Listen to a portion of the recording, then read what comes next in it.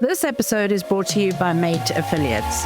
If you're in the game for the long run, two things really matter: what you earn and who's in your corner. Big commissions are great, sure, but they don't mean much without support. Mate delivers both. Find an affiliate program that's serious about your growth and shows up when it counts. Find that out at mateaffiliates.com. If you're just saying it was a mistake, it also means that you have to know why this mistake happened and you have to do a learning out of it. You're listening to the Affiliate Marketing Podcast powered by Advertise, ultimate destination for affiliate program news, insights, growth opportunities, partnerships, and affiliate program strategy. Whether you're an advertiser, publisher, platform partner, agency, or entrepreneur, we've got the tools, trends, thought leaders invited here to help you to thrive in the fast-changing digital economy. We've always heard that trust, strategy, and teamwork are the foundations of what builds affiliate marketing success.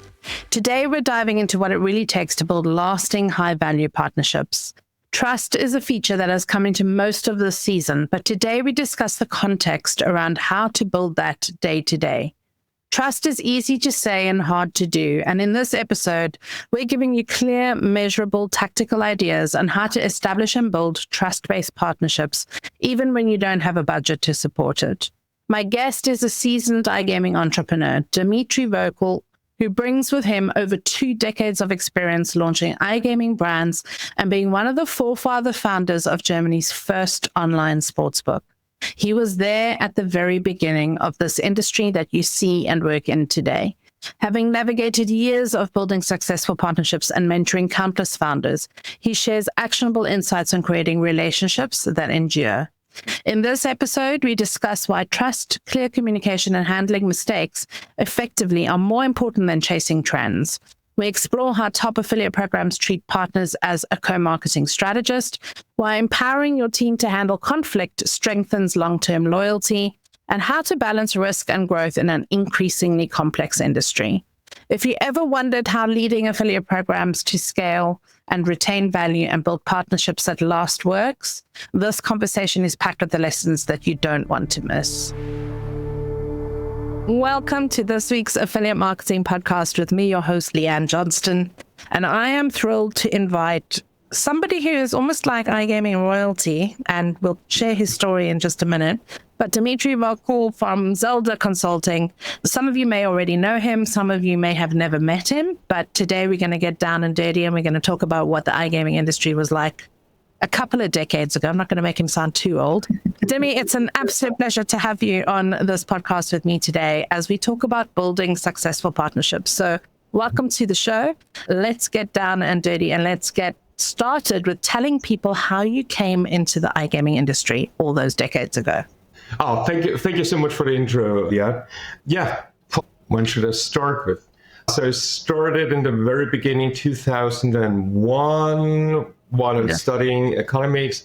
And so some of my friends came over and said, hey, I want to start a sports book. And maybe you can join us and help us to build one of the biggest sports book you can get in nearly in the whole world. Yes. Okay. It was a bit tricky because I was starting at a Coca-Cola company. Yeah. And my path was already made. So after studying, and then after I did my degree in 2003, I said, okay, let's go. I finished, I quitted my contract with the Coke company and said, okay, let's do it. Let's go in new ways and open up a sports book. And then in a market where there's only a few competitors across the world. And then they came over with the second one and let's start it in Germany. So, okay. Then I just want to run away. But yeah, we started with a few guys, a few tech guys, some students that were programming our software. Yeah, and then we found the right name. And then... And what was that name? For me? What was that name? The name was Typico Sports Betting. Correct. And so one of the biggest sports books in the world, and also the first one to launch in Germany, and you made that happen. So when I introduced you and said you're iGaming royalty, I mean, you were really right there at the beginning of the sports betting industry. pioneering the way forward. And the reason why we wanted to bring you on this podcast is because you had to build a lot of partnerships. And we're talking about the tactical things that need to happen when we build relationships with partners, clients, affiliates, whoever it is that we're working with. So you were there when it all started in the early 2000s. Tell us what has changed then till now in the sports betting industry, because we're talking a couple of decades. Way back then, it was like the Wild West. What do you think some of the biggest changes have happened since when you first started that sports book, which grew into a multi-billion-dollar business, to now? So take us back to the beginning, because this is a bit of a history lesson for everybody. What was it like back then, building an online sports book for the first time? As you said, the Wild West, it was completely different. You can, and especially when we talk about Europe, comparing to the US, so just at the beginning focusing on Europe. So we're always looking into I call it the motherland for sports betting. It was Croatia. So we were looking at Croatia and seeing, most of the people are going to the tobacco store and getting the newspaper. Not the newspaper how you get here, it's the newspaper with all quotes inside. And then they're sitting there and looking, nice quotes. And you can nearly bet on nearly every sport. What will happen in the next 5 minutes? Yellow card, red card, all that stuff. And comparing to nowadays, you're not allowed to do this anymore. So there were so many, even every month, there was new regulation. So you're not allowed, by the end, you were not allowed to bet on running events. You're not allowed to combine different sports together. You were not allowed to place live bets anymore. It was incredible in the beginning. You can place live bets. The people were standing there placing their bets. What will happen next? What will happen next? And then you have so many issues with internet connection. So sometimes internet connection was slow. Is it low only in my city or also there? Then you can see it. They're still placing bets. Or maybe we have some technical issue. I would say it was like running with a donkey on a volcano. You never know what will happen. Volcano, the donkey, maybe a thunderstorm will come. And it was all the time you were sitting there in the weekend as hopefully those bad will not win, this will not win, then otherwise we have a problem. And so it was thrilling. Yes, I think that's the right word. It was really thrilling comparing to nowadays. You have competitors, you can see on the left and the right side what they're doing, what the quotes are.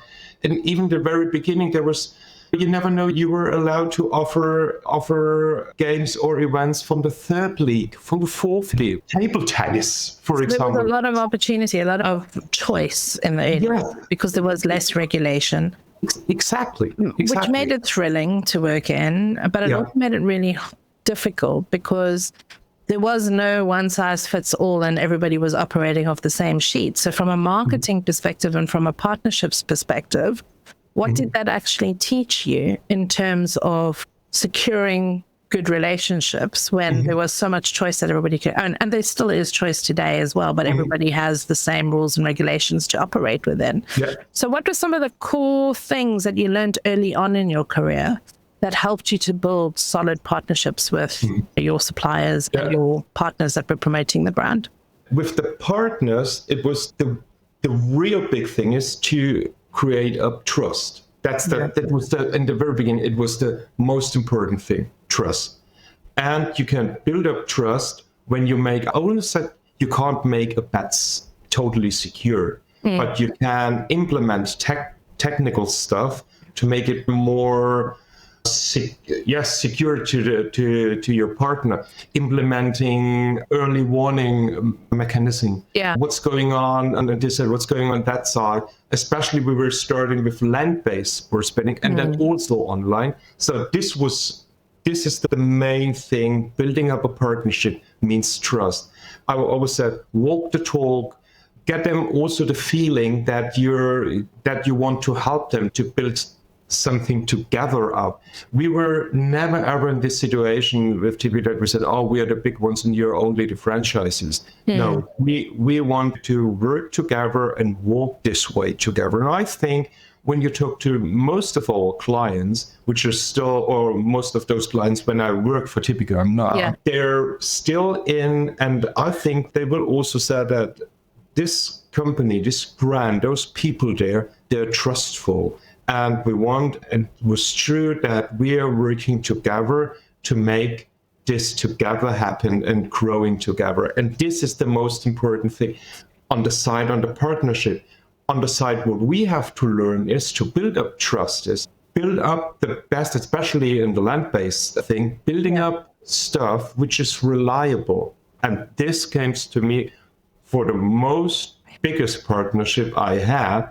It was, I think in 2001, it was the Dell company, Michael Dell company. Yeah. We were there and said, hey, we have no money, but we need a reliable tax system. And you're one of the biggest companies in the world.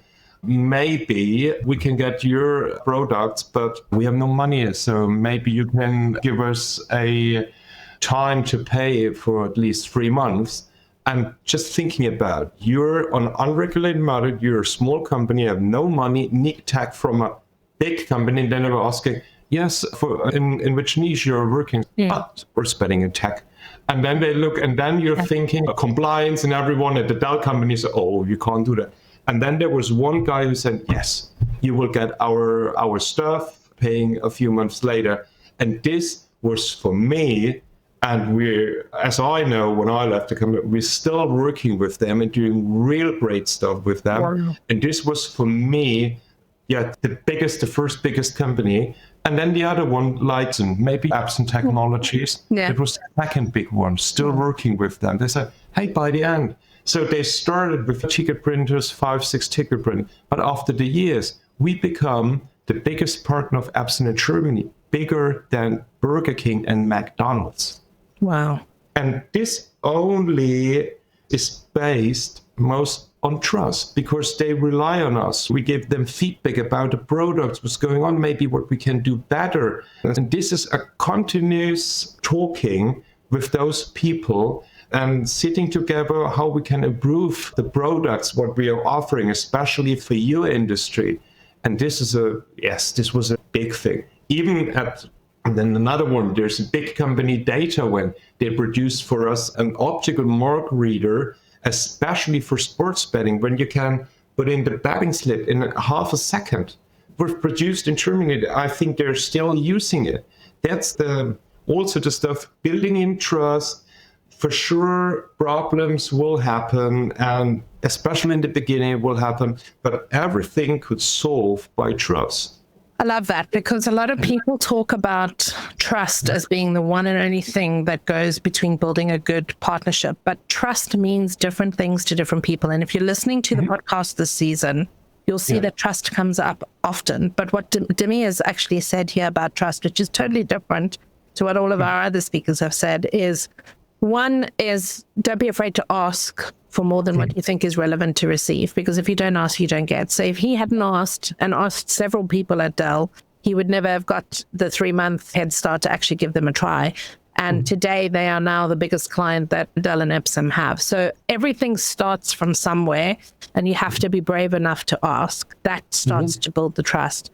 The second thing that you said in there was create a feedback loop. Give feedback on what is working and what isn't, because that gives and builds trust, because the person that you're partnering with is actually helping you to improve and to do better. Okay. And then the third thing that you said was think about the long term. Like when you went to Dell, you didn't think about the short term. You went to the best company in the whole of the world with the best tools and tech to ask them to partner with you. And they were the giant and you were the minion at that point, but you had big plans and you had big ideas. So if you see opportunity with a partner that is maybe small today, but has the right knowledge, the right skill set, the right technical capabilities, invest in that partner early on instead of pushing them to the back of the line in your program and going, you can manage yourself until you can bring me some money, which is often what happens in a really big program. Is that the affiliate managers that have got 100 plus more affiliates to manage, they're looking at that top 20 tier to improve and grow, which is a great tactic, but they're forgetting about the 50 others that are coming in every month that could be that Dell one day. Building trust isn't just about being humanistic and about having good communication. It's about actually putting steps in place to make sure that trust builds over time, because it doesn't happen over one day. Exactly. And also, trust also means maybe going a different way. Different way means, this term, we did it the last 10 years, so we're not changing the system. And sometimes when you're building up a new partnership, and then the new partner is coming up, have you ever tried to go this way? Or have you ever tried to go on the other side? And especially when you're an affiliate manager. So I'm hosting my affiliate all the time, and this is not working, this is not working. And then, for example, you go to an agency or another company, and then they're coming almost like, can I hand over this affiliate? And because I know them, maybe you have to treat them on another way. And this is also a part of trust to say, oh yes, especially as an affiliate manager, I need my affiliates. I don't want to give them away. But this also means trust. I give you the trust that you can handle or maybe treat my affiliates in a different way to get more outcome out of it. That's also part of that processing. So I love that point as well, and I'm going to say that's our fourth point. Trust is not built on commercials.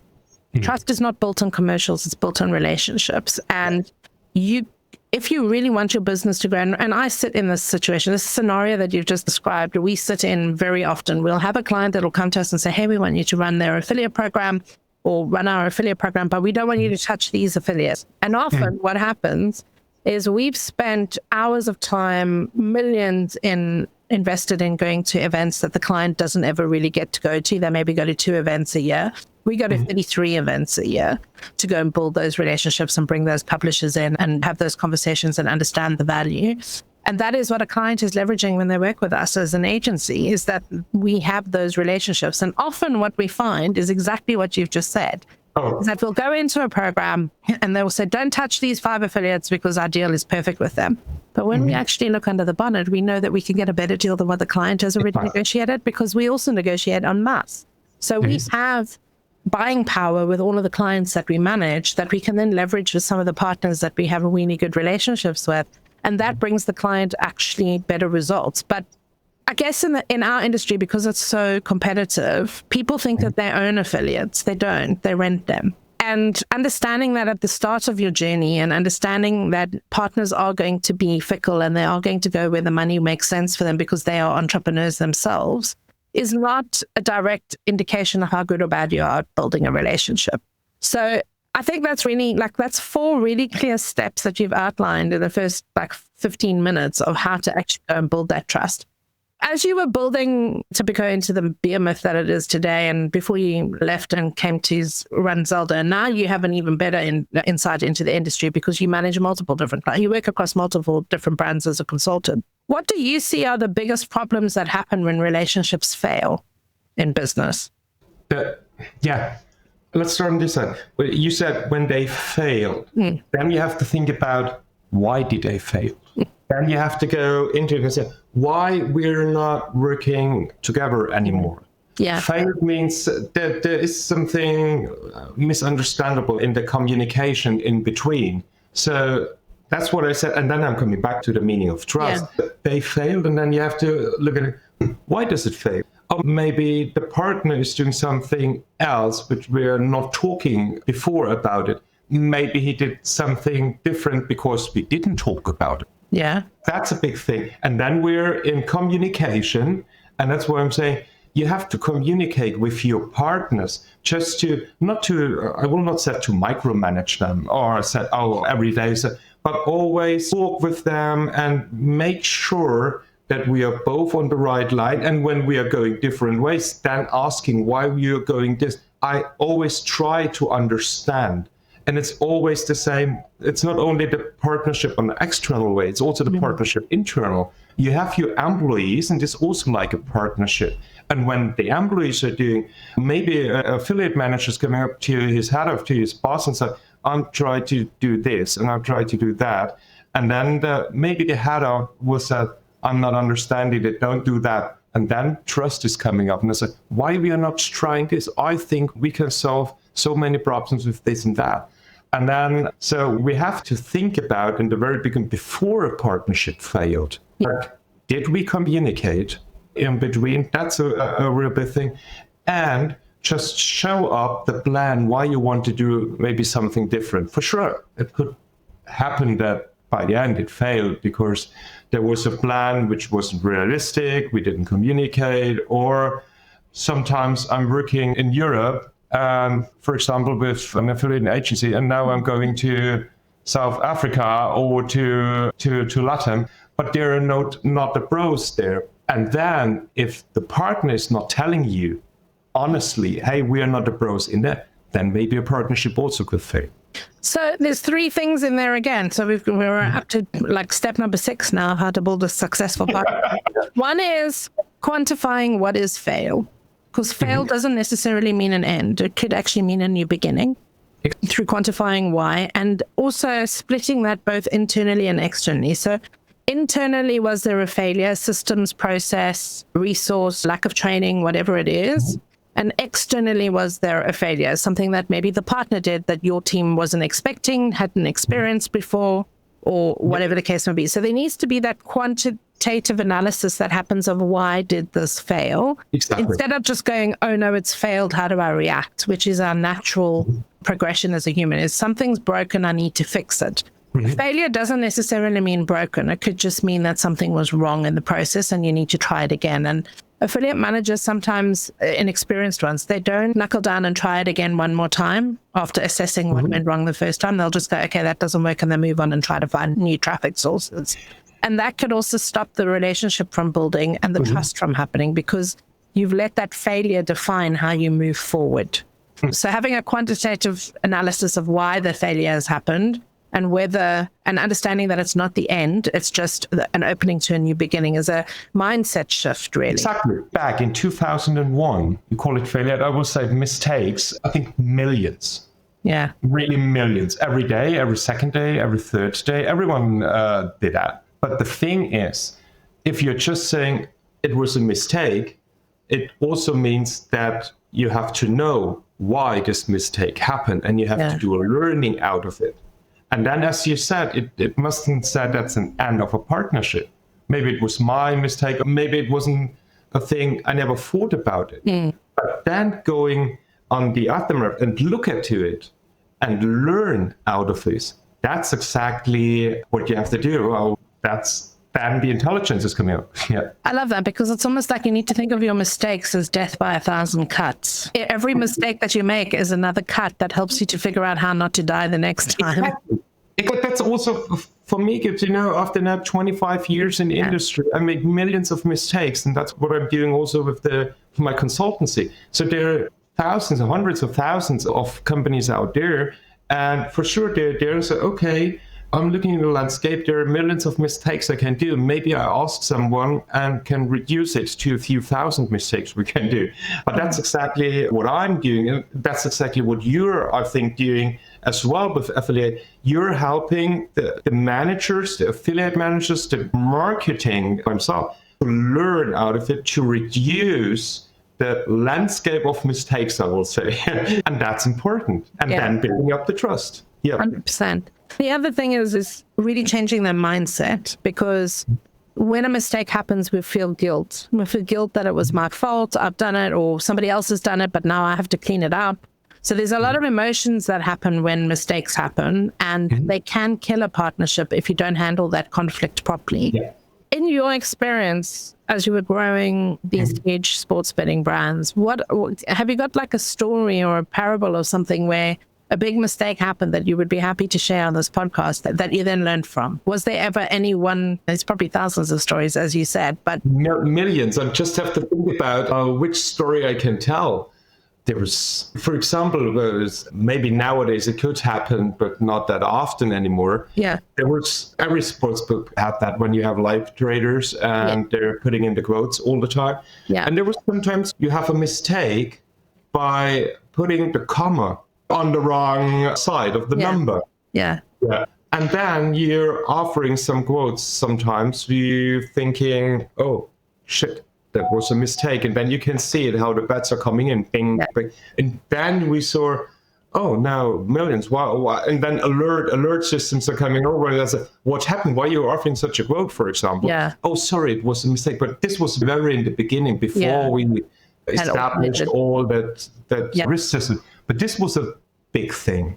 This was a mistake, a failure. But also on the other side, that partners are coming over, and which are in the very beginning, you have to explain it. They're entrepreneurs, they're franchisees. You have to explain them.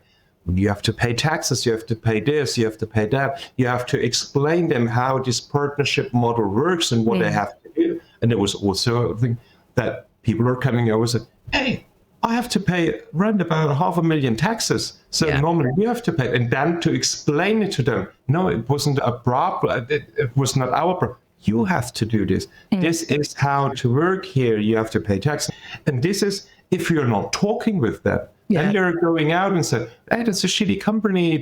And then you have to talk and say, no, this wasn't a problem, or it wasn't a mistake. You have to do this. And talking with them, that's a big thing. And always, when I'm talking with customers, always, as I learned, when you're talking and the one said, no, it's your mistake, and no, that's your mistake, always keeping up, I would call it a back door open for your customer, where he can go out with his head lifted up and still out of.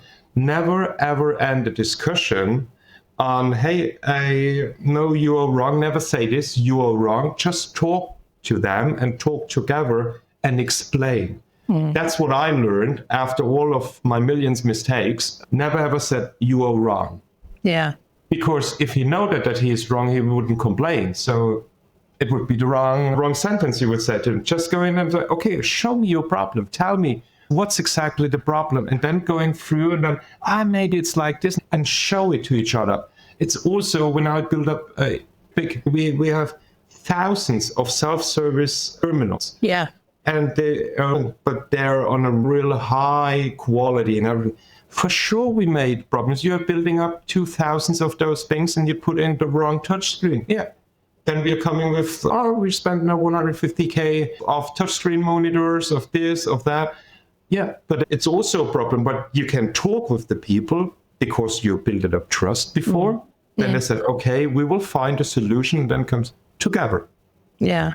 And this was, it's still with every pillar in the company, with every partnership, it's always the same. If you're not trusting and talking together, the two parties are going right and left, they're going out, and especially nowadays, 20 years ago, there was not a lot of competitors. So, okay, let him go, it's not a problem. But nowadays, you never know where this guy is working tomorrow or next week or next month. So we're a community. We're, I would say, the family of iGaming has, of course, been getting bigger. So the talks behind your back and everything could kill also a company. Yeah. And that's important for like heads of programs to understand. Your affiliate managers or your ambassadors, how they behave and handle conflicting situations with the partners that you're working with can seriously damage your business, because the partner has a choice of where they can take their business and how they can move forward with other relationships and not include you in that equation. So you really do need to train your team up on how to effectively communicate and deal with conflict, but also how to resolve conflict, which is a big part of building trust. Even though we've only spent this whole podcast talking about trust, there's been some tactical things that have gone into this to actually explain how to build that trust. I want to look ahead at the future, because you've touched on something now about the fact that the gaming industry is just expanding and expanding. There used to be a time where I could walk into an iGaming event and everybody would know me. Now, most people that have been in the industry long enough will know me, but there are so many faces that I see at these huge events, which are like 6,000, 7,000, 8,000 strong. What do you think the future of iGaming looks like? Do you continue to see this growth, or do you think there's going to be consolidation and partners are going to then start cherry picking who they want to be working with based on the value of the relationships that they have with their account managers? Do you think operators should be more concerned about treating affiliate managers better because those relationships follow them when they leave your company? So on the one side, if you're looking to the future for in iGaming. It's getting more difficult, harder, and more frustrating, because more and more expensive, for sure, costly, because you in the beginning you offered your games. There are not a lot of competitors. We're talking 15, 20 years ago. Was not a lot of competitors. You can put them much more easily on your platform and offer it. Nowadays, to get a game on your platform, it takes ages. And then you have to look in which jurisdiction. It takes ages and ages and ages. And this is a thing which more and more countries are getting more regulated and getting, I would call it, stiffer. And you have to implement new tech stuff. You have to implement more and more, going deeper into compliance. You have to have more and more lawyers. You have to look at this. You have to look at that. It's getting really more complicated, and complicated always means cost you more money.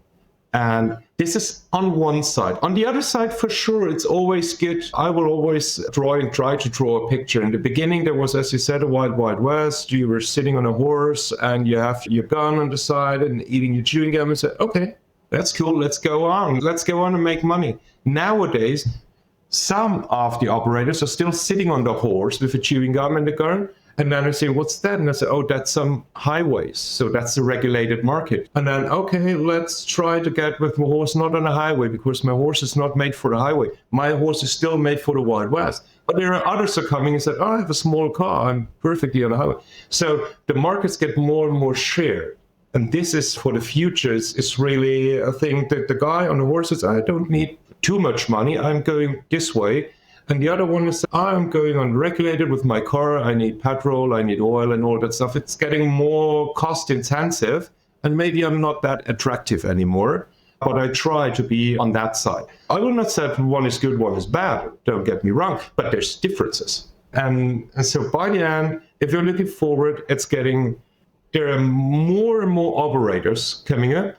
More and more games. Sometimes you're looking at a game that I saw this game now 300 different times with 400 different front ends, but the same mechanic, and they're copying.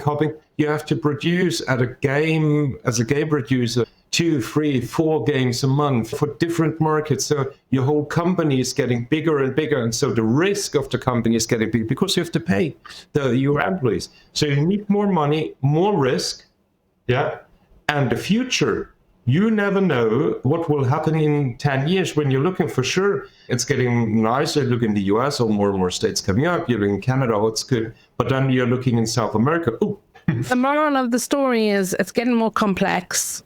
Yes. Affiliates have got more choice. Yeah. So how are you going to bed them in? And that starts with building trust. It starts with treating them with respect.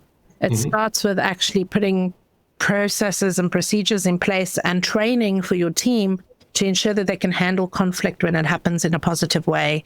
And it also means investing in your affiliate team, not just as suppliers or customer support members, but actually people that are holding the revenue in your business secure. So think about the longevity of your affiliate team, how you're training them to make them loyal to your brand, how that then filters down to your partners to make them loyal to your brand, because remember, they got a lot of choice. So building partnerships has actually become a very important tactic within affiliate marketing. It's not just about the offer, the front end, the number of games, the product. Now your people are just as important as all of those other parts of your ecosystem. Remember when you talk about affiliate and your affiliate manager, for sure the affiliate are normally for sure there are expectations, but they're belonging to the affiliate manager. Why? Because of trust. Yeah. The affiliate managers are talking to the affiliates. They pamper them. You go and taking care of them. So they're belonging to this guy. So trust again. Sorry, that's the magic word for today. Yeah, but it is. And then you as a company, you have to take care of as you said, of your affiliate manager, that they're not going out of your company and taking all of your affiliates with you. And that's exactly why you need to work with an agency. Yeah. Because an agency doesn't do that. An agency protects your relationships on your behalf and is loyal to you as long as you pay them. Exactly. And then especially when I said, I saw 200 games. They're looking nearly like the same, or maybe 300. You need an affiliate manager with the affiliates to say, please push these games. Please push it. Because our 10 games look, or those 2 games, 3 games, 100 games, they're looking nearly the same, but we have to push this one. And therefore, you need a company, an agency, to help, and also to help this affiliate manager. What can I do? How can I do that? How can I look through a report to translate what's written in the report? So a lot of good points there, but that's probably another podcast. So we need to wrap it up for now. I think this has been a great episode. We've shared a lot of tactical advice on how to build trust in your affiliate program, which then builds longevity of partnerships, which then increases revenue. So it all is interlinked, but in a very long roundabout way. But Dimi, it's been a pleasure to have you on the podcast to just hear a little bit of the history of sports betting and how it first began and how wild it was and how regulated it is now and how complex it's becoming. If you ever see Dimi at an event, I highly recommend you stop him and say hi. And it's been a pleasure to have you here with us today and to share some of the 1,000 mistakes that you've made that have led you to build really great partnerships in your business. So thank you so much for joining us. Oh, thank you so much, Leanne. And as I said, it was a pleasure talking to you. And if someone is interested in the coolest stories 20 years ago, I'm happy to talk. Thanks again to our sponsor, Mate Affiliates. If you're sending traffic, there's really only one question. Does it convert? Mate delivers industry-proven brands that come backed with lightning-fast platforms, great CRMs, and some serious player retention. That means more value from every click. Find them at mateaffiliates.com. Looking to level up your affiliate program management skills? Join the Affiliate Manager Performance Program, or AMP as we call it, a 12-week mastermind for affiliate program managers. Whether you're a new affiliate account executive just joining the industry or an affiliate manager, the AMP Mastermind offers 12 weeks of insightful video tips, tactics, and strategies designed to help you elevate your affiliate program growth. From optimizing your outbound affiliate recruitment and program management tactics that have supported million-dollar programs to scale, you'll get inside access to resources, tools, tips, and cheat sheets that will help your affiliate program scale. Access on-demand tutorials each week, coupled with regular virtual Ask Me Anything sessions and a host of other practical resources. You'll fast-track your skills and learn with peers what works in affiliate program management and how to practically apply that to your program or industry. Head on over to affiversemedia.com/AMPP to join our AMP cohort today.